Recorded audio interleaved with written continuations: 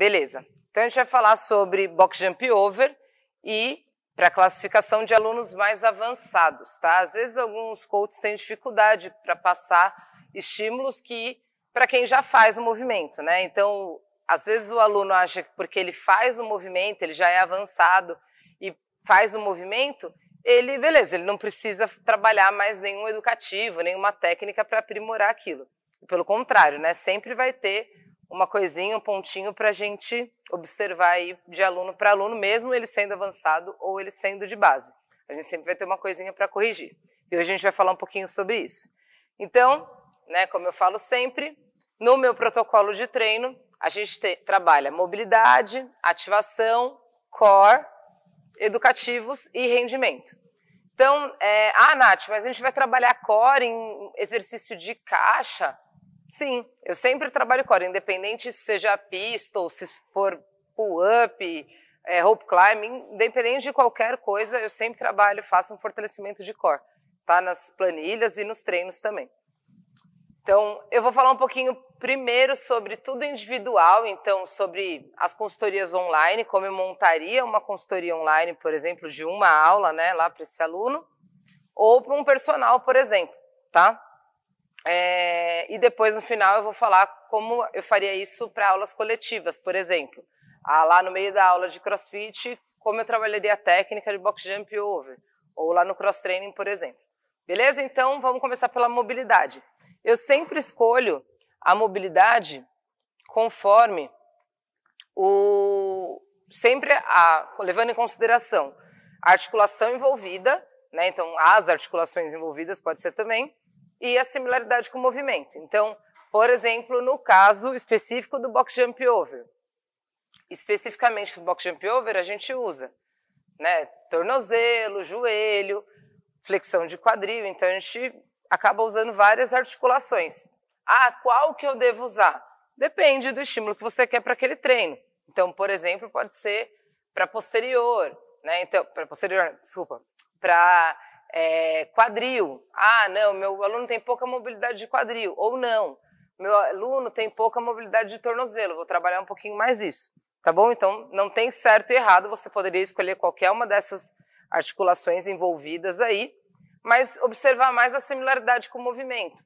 Então, não só fazer uma mobilidade qualquer para o quadril. Então, ele precisa de flexão de quadril e extensão de quadril, então eu vou trabalhar essas duas possibilidades, por exemplo. Flexão e dorsiflexão de pé, então vou trabalhar também esse estímulo aí, tá bom? Então, na parte de mobilidade, por exemplo, né, isso é um dos exemplos, não é que tem que ser assim exatamente, não pode ser nenhum outro estímulo, eu passaria um exercício de 30 segundos de mobilidade lá de quadril. Então,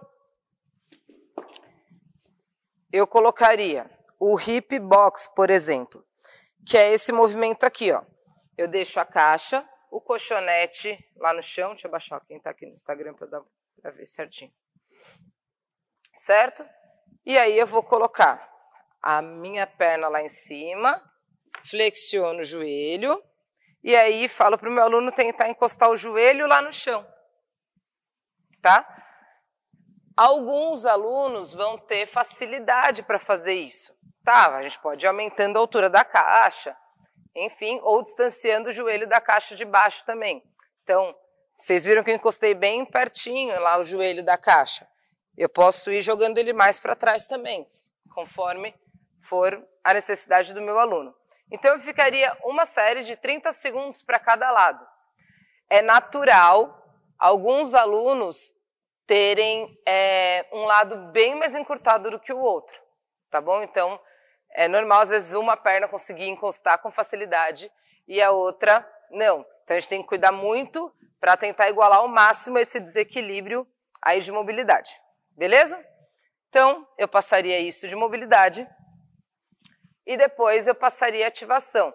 Então, o que eu levo em consideração para determinar qual ativação que eu vou passar para aquele aluno? Eu posso levar em consideração também, né, a similaridade com o movimento e as articulações envolvidas. Então, a mesma coisa, joelho, quadril, tornozelo, pode ser qualquer uma dessas. Ou até mesmo, né, se a gente for pensar que o impacto vai até lá nas vértebras, a gente pode trabalhar um pouquinho lá de mobilidade também de lombar, cervical, torácica, enfim, tá bom? Então, não tem certo e errado, pode usar qualquer uma dessas articulações, mas tentar observar a similaridade com o movimento. Então, eu faço uma semiflexão de joelho, ou eu tenho que fazer a perna totalmente estendida, então eu vou trabalhar a ativação conforme eu precise aí. Então, coisas que o meu aluno precisa melhorar, né, no box jump over aí, por exemplo. Ele precisa ter uma tensão de flexores de quadril, né, ele precisa ter um fortalecimento de posterior, ele precisa ter propriocepção, ele precisa ter uma série de coisas. Eu vou definir o que eu quero trabalhar nesse aluno, né, e vou colocar lá na ativação. No meu caso, eu vou trabalhar a potência. Eu quero que ele melhore a potência de movimento dele. Então, eu vou passar duas ativações aí para ele trabalhar. 2 séries de 10 jumping squats. Então, movimento de jumping squat. Vou agachar até quebrar a paralela, fazer um salto forte e já agacho de novo. Isso vai trabalhar potência, né? Fortalecer, vou trabalhar potência e também eu já vou fazendo trabalho de pliometria com ele, né? Então ele não pode parar entre um movimento e outro, ele tem que emendar um movimento com o outro, beleza? Então, jumping squat é um exercício bom para a gente trabalhar. Mas não é box jump over, Nath, isso não vai influenciar? Não, ele tem que trabalhar a potência e depois a gente só vai direcionando para que movimento que a gente vai fazer, tá bom? E a segunda ativação que eu faria também é kettlebell swing russo, 2 séries de 10. Então, aqui.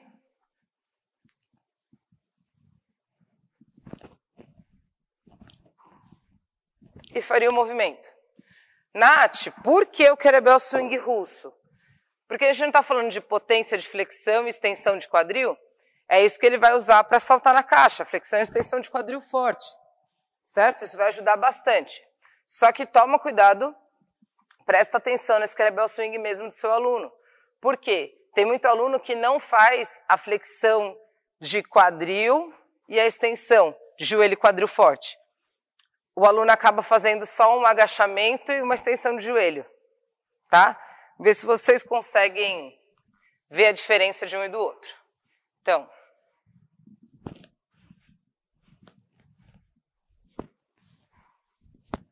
percebe que um é bem mais profundo o agachamento. E aí o seu aluno não vai usar potência de quadril, ele vai ficar só fazendo um semi-agachamento aí, tá? Levar em consideração aí para o seu aluno, né, coisas que facilitam o entendimento dele no kettlebell swing, que ele não pode agachar muito. Jogar o quadril para trás e para frente. Pensar que o braço fica solto, totalmente estendido, só que solto, né? Então quem leva o peso lá para cima é o quadril e não a força do braço. Mas uma coisa que para mim ajuda muito os alunos a entenderem, a captarem mais fácil, é falar que eles têm que manter o punho em contato com a virilha. Então eles sempre têm que manter aqui. Se eles fizerem uma flexão de joelho, o punho vai sair em contato com a virilha. Se fizer uma flexão de joelho muito forte, né? Então, uma amplitude errada.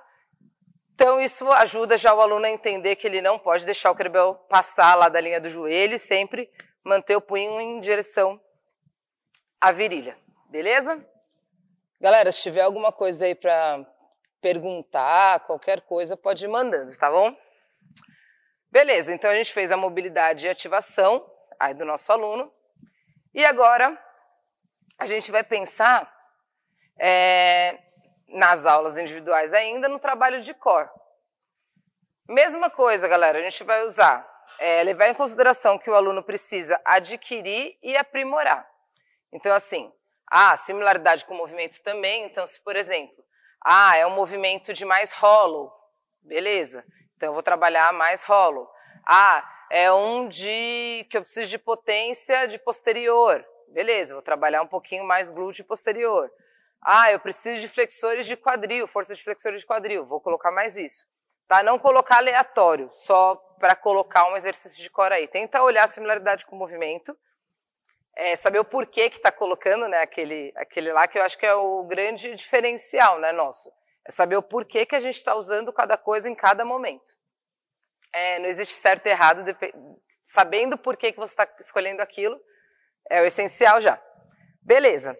Então, o que o meu aluno precisa adquirir e aprimorar aí no box jump over, por exemplo, né? Então, eu passaria um exercício de core, movimentos, como a gente está falando de um aluno mais avançado, né? Então, bem provavelmente, ele tenha um controle de core já melhor do que um aluno de base, mas isso, a exceção, às vezes acontece, né? Foge da regra aí.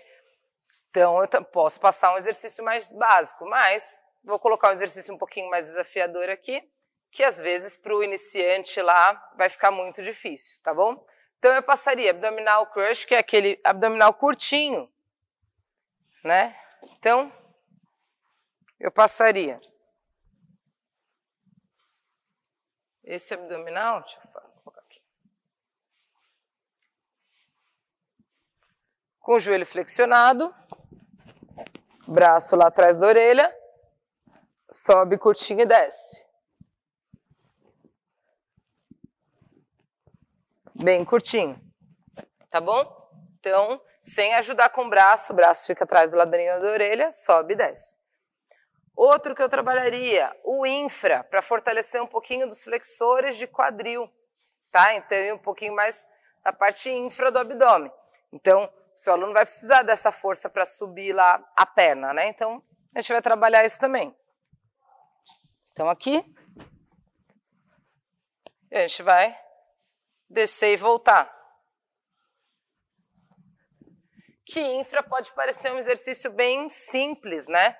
Mas, para quem tem hiperlordose ou quem não tem muito controle de abdômen, vai ficar um movimento difícil. Então, fala para o seu aluno não tirar a lombar de jeito nenhum, nem que ele desça só um pouquinho e já suba. Ou flexione os joelhos, que vai ficar um pouquinho mais fácil.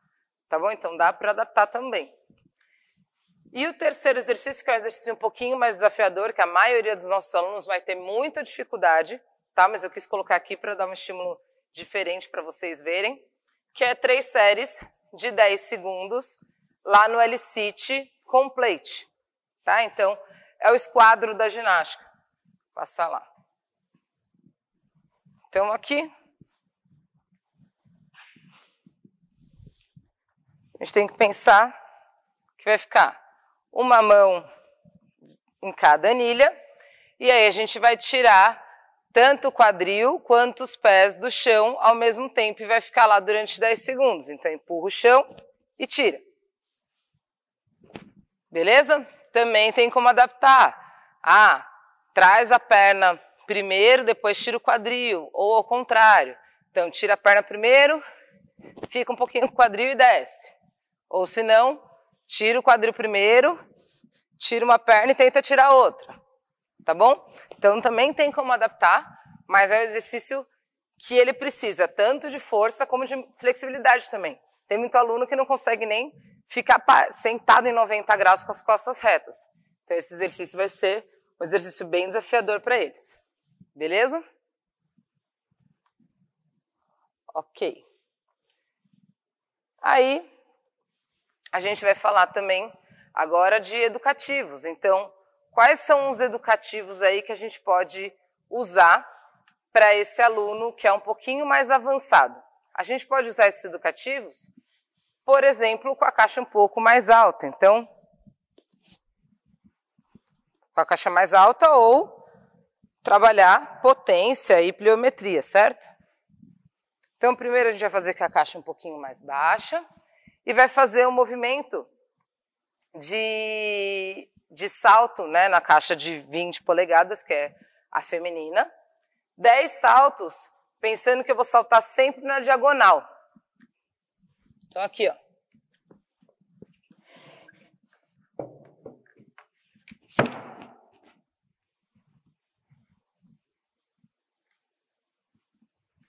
Daqui, eu vou saltar de frente para aquela ponta da caixa, tá? Então, daqui, eu salto de frente para essa ponta da caixa.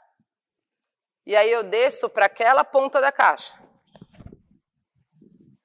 Beleza?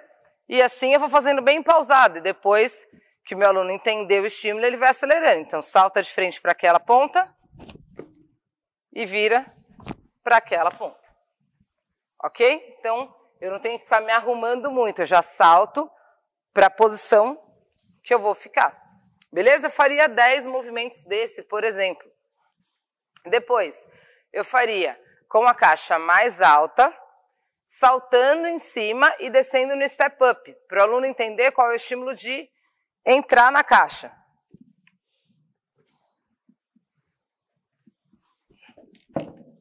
Então, a mesma coisa, só que eu não vou descer saltando como eu desci no anterior.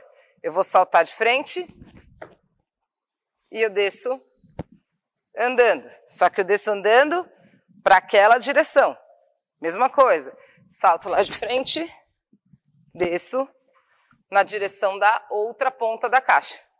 Beleza? 10 movimentos também. E depois, eu faria, né, 10 movimentos aí desse salto aí, e só que sem pausa. Então, percebeu que eu fiz com muita pausa? Eu parei, fiquei lá, e depois desci. Eu faria um movimento um pouco mais consistente, certo? Então, isso vai ajudando o seu aluno a ir pegando mais velocidade e conhecendo também o limite do corpo dele. Beleza? Tranquilo. Então, a mesma coisa, só que um pouquinho mais rápido. Depois, o box jump over é na diagonal, só que com pausa. Então, agora eu vou descer saltando, igual eu fiz com a caixa mais baixa, só que eu não vou pausar. Então, aqui, ó. Quer dizer, não vou pausar não, vou pausar primeiro. Então, salta lá, e aí eu desço para cá. Beleza, se o seu aluno ainda não entendeu que ele tem que saltar para essa ponta e virar descendo da caixa, saltando para outra ponta, isso não vai estar certo o movimento. Então, faz ele ficar repetindo até ele entender. Beleza? Antes de querer acelerar. E depois, a gente vai fazer a mesma coisa, só que sem pausa. Desce e já bate. Entendeu? Então, eu vou bater, desceu. Desceu, depois que eu desci, eu já tento subir de novo. E fazer isso cada vez mais pliometria. Né? Então, uma ação e a reação. Eu não posso fazer com muita pausa. Beleza? O que a gente fazer com pausa, a gente acaba deixando o movimento até mais difícil. Mas para isso, o seu aluno tem que entender o que está acontecendo primeiro, entender como ele tem que fazer o box jump over. Beleza? E no rendimento, eu faria para alunos mais avançados, nessa caixa mais alta, um EMON de 5 minutos. Então, ele tem que levar em consideração que o aluno precisa adquirir e aprimorar também. E eu uso, geralmente, ou EMON ou RM para isso. Então, RM é quando eu quero que ele faça o máximo. E EMON quando eu quero que ele trabalhe técnica. Tá? Então, a gente vai fazer cerca de um EMON de 5 minutos e de 16 a 20 box jump over nessa caixa um pouco mais alta aqui, tentando manter o máximo de técnica. Beleza?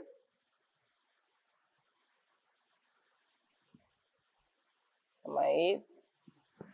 Então, assim, o que a gente tem que pensar? 16 saltos ou 21, mas assim, que vai determinar isso? Você vê que seu aluno consegue manter um ritmo maior, fala para ele fazer 20 movimentos. Se não, 16 movimentos é o suficiente aí para o seu aluno mais avançado. Ok? Isso para aulas individuais. Agora, para as aulas mais coletivas, a gente pode manter o mesmo padrão, só que aí num ambiente um pouco mais controlado, né? Então, o que a gente vai fazer para não deixar o aluno acabar fazendo alguma coisa errada ou fugir da técnica aí?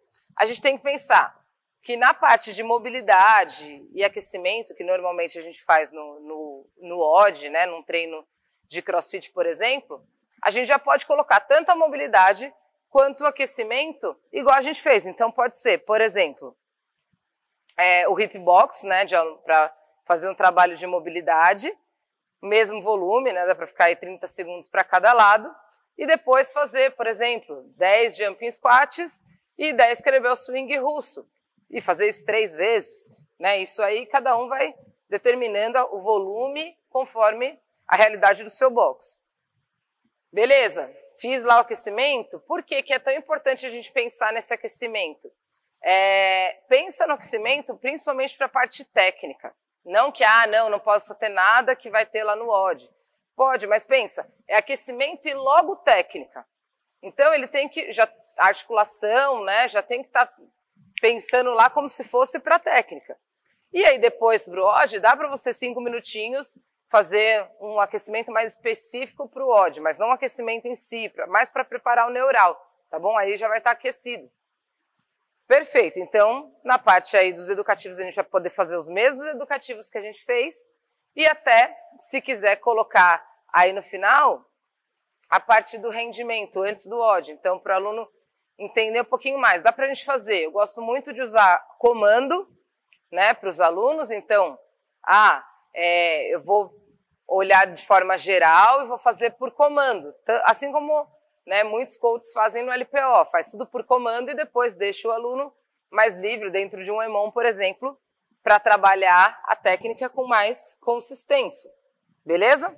Então, essa parte é bem importante a gente pensar que aqui a gente está falando de alunos avançados, né? Mas a gente sabe que no meio de um box de CrossFit, né, numa aula, pode ter 4, 5 avançados e 10 que são iniciantes. Então a gente tem que, óbvio, adaptar para a realidade de cada um, mas tentar dar atenção na parte técnica de forma geral e depois que os mais avançados façam mais volume ou com mais dificuldade, um grau maior de dificuldade, e os base, né, os alunos ali que estão iniciando e os alunos intermediários consigam, né, trabalhar também as deficiências deles lá. Beleza? Eu vi aqui alguma pergunta. Posso fazer um treino em jejum? A Gisele me mandou. Então, Gisele, isso é muito particular, né, de cada um. Por exemplo, eu, Natália, eu treino em jejum com facilidade, eu não tenho problema nenhum. Eu não tenho fome nenhuma de manhã, eu não, né, tipo assim, posso tomar o meu café lá sem açúcar e treino bem, né, não passo mal, me sinto bem treinando.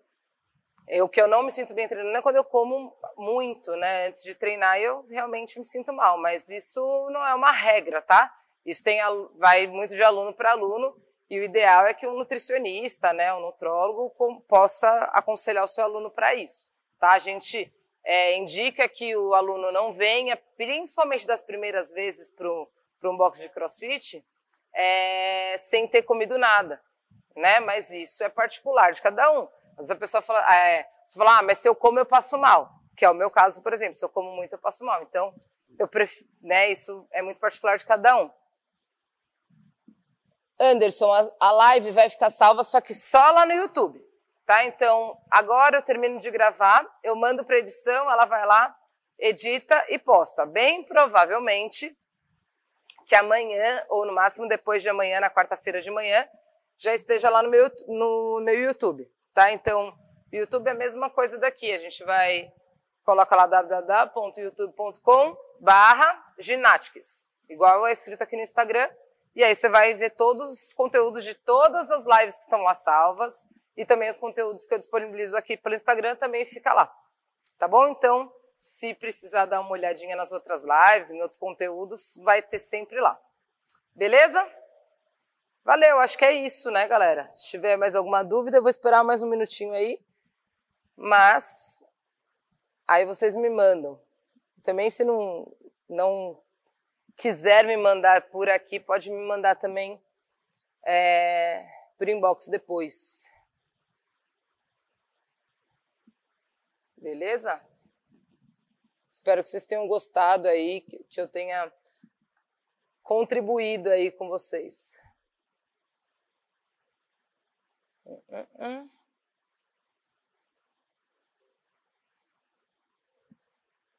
Beleza? Falou, galera. Beijo.